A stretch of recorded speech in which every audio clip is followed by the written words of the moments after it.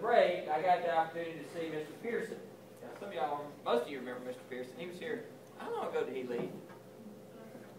It's been 4 years ago? He's been gone 4 years. Okay.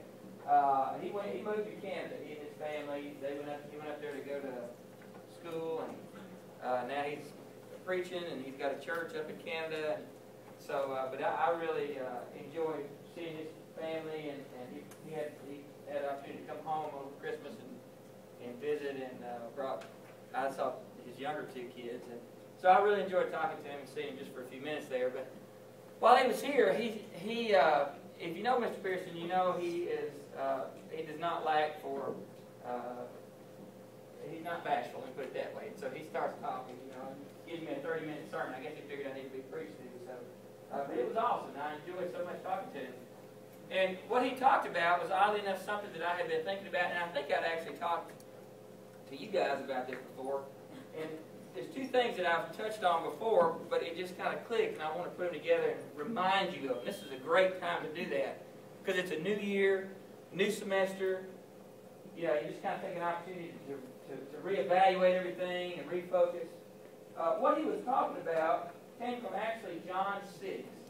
And if you remember this passage in John 6, and again, I think we've talked about this before, where Jesus was, healing everybody and feeding all these people, feeding the 5,000 or whatever. And man, this is some cool stuff. And back then, you didn't just go to Walmart to get your food. It was an ordeal to try to get food. I mean, that was one of your primary goals, is to eat. We all take that for granted, but it wasn't just like you just go to the store and get something to eat. So if somebody's giving you free food, that's somebody you want to be with, okay? So all these people were following Jesus around because he was handing out free food, and that's pretty cool, and healing people and all that. So these big crowds, and at one point, he looks up and he sees all these people, and he starts teaching, and he says some stuff that's kind of weird. He starts talking about, hey, if you want to be a part of me, you've got to eat my flesh and drink my blood. And it didn't sound good, man. It just freaked some people out. They didn't understand what he was talking about. They thought he was some kind of cannibal or something, and they just didn't want any part of that. And they heard this, and they even said, well, this is a hard saying. This is something difficult for us to hear. Food is good and all, but I'm not going to get into this stuff. This guy's kind of crazy. And a bunch of them left. Now, he didn't go beg them back, and he didn't say, oh, no, come on now. You don't understand what I'm saying. Come on. Here's some more food. Come on back. Now, he said, this is tough. If you want to align yourself with me and you want to be one of my followers, you just better know up front that it's tough. And after everybody leaves, he looks over at his apostles, and he says, you guys going to leave me too? And they say, Peter said, well, where would we go? There's nowhere else to go. This is our only option. Once we have committed ourselves to you, there's nothing else that's going to measure up.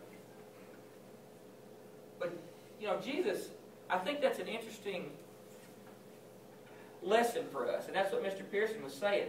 There's a lot of people. Canada is a lot different than it is down here.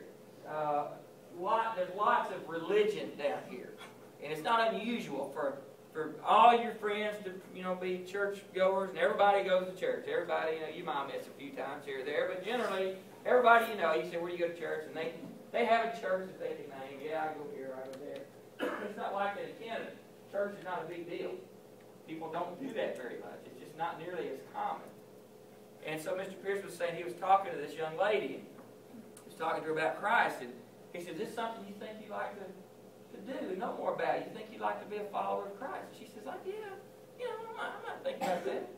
And he said he had an opportunity to go one of two ways. He could have probably, kept pushing and kept talking and, made her, kind of say that commitment or whatever. But it was, he could tell it wasn't really from the heart, that she wasn't really committed. And so he said he did something that he's never done before. It just kind of clicked, and he starts telling her, well, let me just tell you what you're in for if you do this.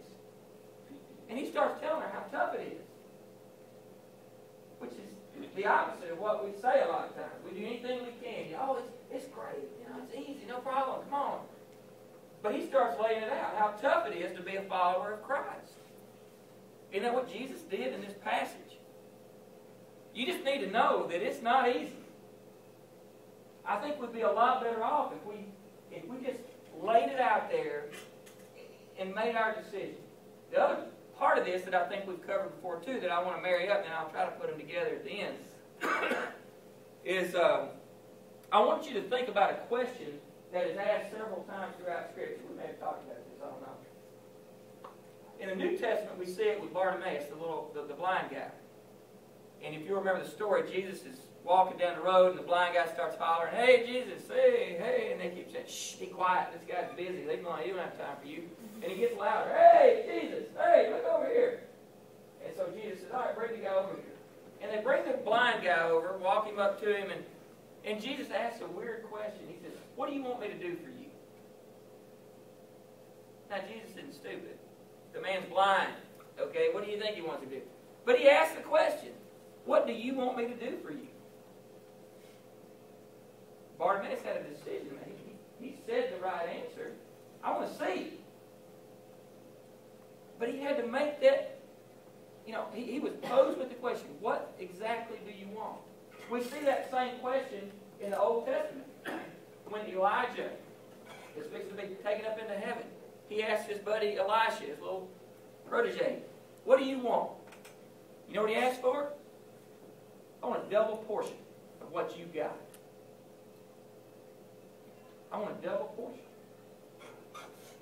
Solomon was asked that question. God came to Solomon and said, "Solomon, whatever you ask for, you can have it. What do you want?" Solomon says, "I want wisdom." Nehemiah was asked that question by the king.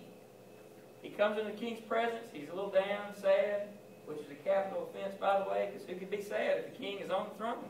They cut your head off if you're sad in front of the king. So the king says, "What's the matter with you? Why are you upset?" There's a shock. So he says, "Oh, Jerusalem's in disarray, whatever, the gates are down, the walls torn down. What are you sad about that?" Then he asks the question, "What do you want?" He had to be ready with an answer. He'd been praying for 6 months. 6 months. He knew, he was ready, but when the question came, he had a split second to give the answer. When Bartimaeus got led up to Jesus, he had a split second to give the answer. "What do you want me to do for you?" So here's what I want to pose to you. In this brand new year, 2011, new calendar year, kind of a new school year, a new semester, everything brand new. 2 things. I want us as a school to understand and digest the fact that if you're here, I want you to commit it to being here. I want you to be committed to Christ. And you better know up front that it's not easy. That there are some things that are required of you in order to be a student of this school, but more importantly, to be a follower of Christ, that's going to make you different. It's going to make you a little bit weird. It's going to give you some problems. Coach Creasy gave us a good message yesterday to the teacher. One of the things he said, and I'll paraphrase, why do we, if everything's going good, we better be checking ourselves because something's wrong. I want to challenge you that you either need to be in or out. Don't sit on the fence. If you're going to be out, I hate it, but that's probably best. Be out. If you're going to be in, be all in. But know that it's tough. Nobody wants to give you a false impression of what Christianity is. It's a commitment. And you've either got to be committed or get out. Don't fake it, because it does more damage.